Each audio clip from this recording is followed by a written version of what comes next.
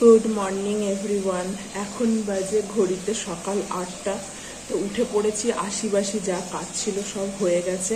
এখন নিয়ে বসেছি জল, নর্মাল জল, কেননা সকালবেলা উঠে যদি জল না খাই না, গলার এগুলো না পুরো শুকিয়ে কাঠ হয়ে যায়। সেই গরমকালে তো বেশি হয়, শীতকালে খুব একটা হয় না। এখন যেহেতু একটু বর্ষা বর্ষা ওয়েদার এসে গেছে, কালকে রাত্রিও খুব ভালো নাকি বৃষ্টি হয়েছে, দেখছি তো ছাদ পাত সব ভিজা। যখন ঘুমাতে যাচ্ছি মানে মারাত্মক পরিমাণে ঝড় উঠেছিল, আকাশ পুরো হলুদ রঙের হয়ে গেছিল। যাই হোক, জলটা খেয়ে তারপরে সব কাজ শুরু করব। আর আমাদের বাথরুমের কলটা এমনই হয়ে গেছে, খুব একটা না ফ্লোতে জল পড়ে না, ওর জন্য কলটা চালিয়ে রেখে দিতে, মানে বালতি যেমন কল চালালে একটা বালতি ভরতে কত লাগে, 5-6 মিনিট লাগে বা তারও কম লাগে। আমাদের একটা বালতি ভর্তি হতে প্রায় 10 মিনিটের কাছাকাছি লেগে যায়। ওর জন্য কলটা চালিয়ে নিয়ে বসেছি এখানে, জলটা খেয়ে নিই, তারপরে টিফিন বানাতে যাবে।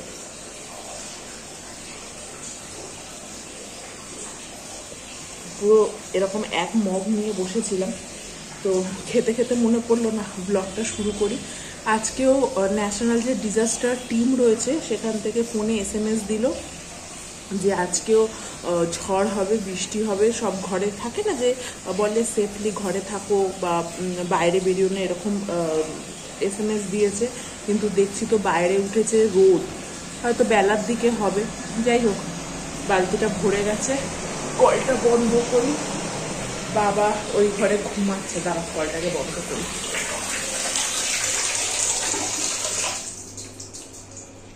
বলে বাথরুম নাকি খোলা রাখতে নেই, যে নেগেটিভ এনার্জি থাকে সেগুলো নাকি বলে যে ঘরের মধ্যে ঢোকে বা কিছু, তারা ওই গেটটা দিয়ে দিই।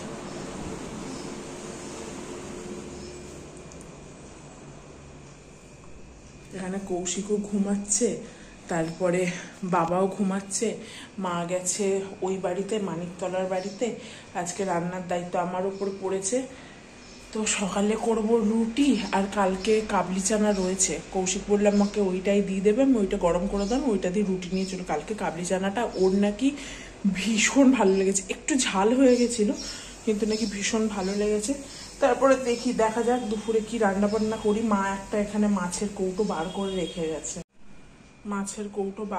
রেখে গেছে, চলো এখানে এতটা মতো রয়েছে, কাবলি চানা রয়েছে, এই যে একটু গরম করে দেবো, ও নিয়ে চলে যাবে এটা।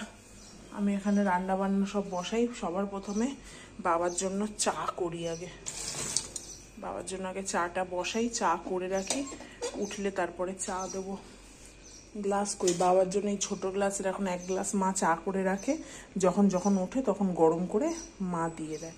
অ্যাকচুয়ালি চা না করে রেখে বারবার গরম করতে নেই, বলে ওটা বিষ হয়ে যায়।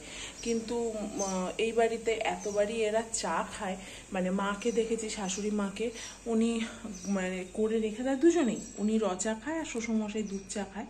দুধ চা মানে এই যে প্যাকেট যে দুধগুলো হয় না, প্যাকেট দুধের চা খায়। তো বলে নাকি অতবার কে চা করবে গ্যাস পুড়িয়ে পুড়িয়ে, ওর জন্য করে রাখে। আমার মায়ের বাড়িতেও দেখেছি বাবা চা খেলেও বাবা যতবার খেতে চায় মা মানে টাটকা চা করে দেয়, মানে করে রাখে না, মানে যখনই বলে বাবা মানে মা বানিয়ে দেয় বাবাকে। তো এই বাড়িতে দেখি যে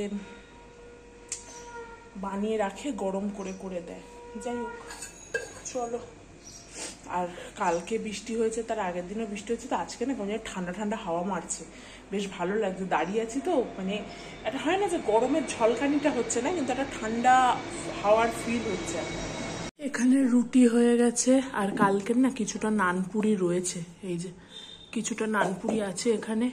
আর দুপুরে কি কি রান্না হবে সব এখানে কেটে কুটে একেবারে নিয়েছি। আজকে কাটাপোনা মাছ রান্না করব, কাটাপোনা এখানে বার করা আছে। আর এখানে আলু কেটে রেখেছি, আলু আর করলা ভাজবো, ওই যে কেটে ওখানে রেখেছি। আর মশলাপাতি যা লাগবে সব রেডি করে নিয়েছি। এইবারে রান্নাটা বসাই। বাবাও এখনো ওঠেনি, ঠান্ডা ঠান্ডা ওয়েদার তো, বাইরের ওয়েদারটা বেশ ভালো হয়ে রয়েছে, না রোদ না মানে মেঘ, বেশ ভালো হয়ে রয়েছে। এখন ঘড়িতে বাজে 9:25। বাবা তো ওঠেনি, বাবা এমনি 7:30-8টায় উঠে যায়। আজকে ঠান্ডা ওয়েদার, বাবাও ওঠেনি এখনো, কৌশিক ওঠেনি, উঠে করবেই বা কি, শুয়ে থাকুক, ওই তো বাবা উঠলেই সোফার ওপরে বসে থাকবে, দরকার নেই রান্নার ঝাঁঝ আসবে যখন উঠুক। ভাবছি চা দিয়ে আসি, মা কি করে বাবাকে চা দেয় তবেই বাবা ঘুম থেকে ওঠে, নইলে বাবা মানে বাবার বেডটি লাগে। তো ভাবছি চাটা দিয়ে আসি, বাবা এদিক ওদিক করছে, আবার ভাবছি ঘুমাচ্ছে, চাটা দিয়ে ঘুমটা ভাঙিয়ে দেবো, মানে এই দোনামোনায় ভুগছি। যাই হোক, মাছ ভাজাটা বসিয়ে তারপর আর একটা বার্নারে চা গরম করে তারপর না হয় দিয়ে আসবো। আমার হাতে বড় বড় নখ থাকবে এটা আমার ভীষণ শখ, কিন্তু বিয়ের আগেও রান্না করতাম, কিন্তু না এত নখ ভাঙতো না। এখন কি হয়েছে কি জানি, একটুখানি কিছু কাটাকাটি করতে গেলে হাতের নখগুলো না পটপট করে সাইড দিয়ে নয় ভেঙে যায়, নয় ছিলকা উঠে যায়। ডান হাতে তো এখন আমার এই মুহূর্তে নখই নেই, আগে এত বড় বড় নখ ছিল। যাই হোক, মাঝে মাঝে দেখে কষ্ট লাগে, আবার এটাই ভাবি যে সংসারের জন্য বাদ দাও, নখ গেছে তো কি হয়েছে, আবার বড় হয়ে যাবে। কিন্তু এখন কি হয় বলো তো, বড় হতে একটু টাইম লাগে, ওই জন্য বাঁ হাতটা কম নখ ভাঙে বলে যতটা পারি চেষ্টা করি যে যাতে একটু সেভ করে বা ভালোভাবে রাখা যায়। আর আমার যেহেতু চিড়বাদাম ভালো লাগে, জামাইবাবু এলাহাবাদে গেছিলো, ও কাজের সূত্রে গেছিলো, তো সেখান থেকে আমার জন্য চিড়বাদাম নিয়ে এসছে। কিন্তু আমরা যে চিড়বাদামটা খাই না, গুড় কম বাদাম বেশি, এটাতে এতটাই পরিমাণে গুড়, মানে সেই শক্ত ইটের আমরা বাড়িতে মাঝে মাঝে বানালে কীরকম একটা হয় না, ওরকম যেন শক্ত হয়ে গেছে। আর রোদ থেকে সরিয়ে রাখছি, গুড় তো গলে যাচ্ছে, আর এত শক্ত দাঁত দিয়ে ভাঙতে পারছি না, সেই যুদ্ধ করে ভাঙতে হচ্ছে। দেখে মনে হবে যেন খুব ইজিলি ভেঙে গেছে, কিন্তু এত শক্ত না, মানে সামনের দাঁত দিয়ে জড়ি পাচ্ছি না ভাঙার জন্য। যাই হোক, গুড় বেশি হলেও আমার চিড়বাদাম ভীষণ পরিমাণে ভালো লাগে, ওই জন্য জামাইবাবুকে বলেছি, জামাইবাবু একদম 500 এনে দিয়েছে আমার জন্য। রাতের খাওয়া দাওয়া করে শুয়ে পড়েছিলাম, মানে ঘুমাইনি, জাস্ট শুয়েছিলাম। মন মেজাজ ভালো নেই, সে মুখের অবস্থা দেখেই বুঝতে পারছো। আর আজকে মা বললো, মানে শাশুড়ি মা বললো যে বাসনপত্র মাজতে হবে না, যেটা যেমন রয়েছে সেরমই রেখে দাও, কালকে উনি সকালে মাজবে বলেছে। আর আমারও মন মেজাজ ভালো নেই বলে আর কাজও করিনি, উঠিও নি, খাওয়া দাওয়া করে সেই যে গিয়ে শুয়েছি। এখন ঘড়িতে কটা বাজে দেখবে, 1:45, এই যে হয়তো উল্টো দেখছো, 1:45 বাজে ঘড়িতে, 12:45। তো ঘুম পাচ্ছে না, হঠাৎ করে মনে পড়লো যে মুখে ফেস ওয়াশ করিনি, তোর জন্য চুলটা শুয়েই বাঁধলাম উঁচু করে, বেঁধে মুখে এখন একটু ফেস ওয়াশ করবো। আর আজকে বিকালবেলা বসে বসে এরকম ফ্রেঞ্চ নেল করেছি, খুব একটা প্রফেশনালি পারি না, যেইটুকানি পারি সেইটুকানি করেছি। যাই হোক, মুখটা এখন একটু ফেস ওয়াশ করে নিই। আর আমার যেহেতু ওয়েদার চেঞ্জ হচ্ছে, এখন গরম ছিল, হট করে এরকম বৃষ্টি হওয়াতে ঠান্ডা পড়ছে, মানে ঠান্ডা লাগছে একটু, মুখের এগুলো পুরো ফেটে গেছে।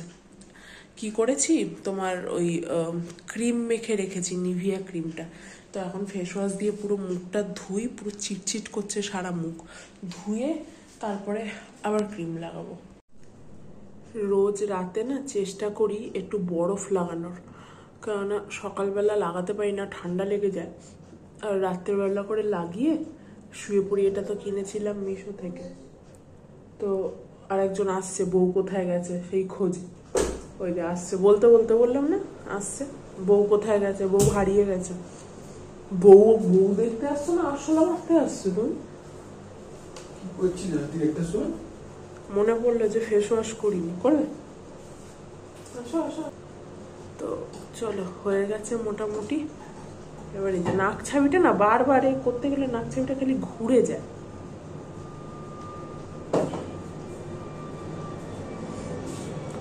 জল গড়াচ্ছে, এটা অ্যাকচুয়ালি বেসিনে করি, তো ওদেরকে দেখানোর চক্করে আমার এ হয়ে গেল, নাইটিটা ভিজে গেল।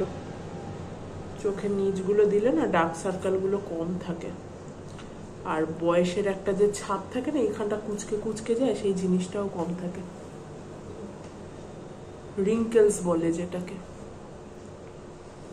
চলো, ডান। এবারে ভালো করে ময়েশ্চারাইজার লাগিয়ে শুয়ে পড়বো। শান্তিও হয়। ঢাকনা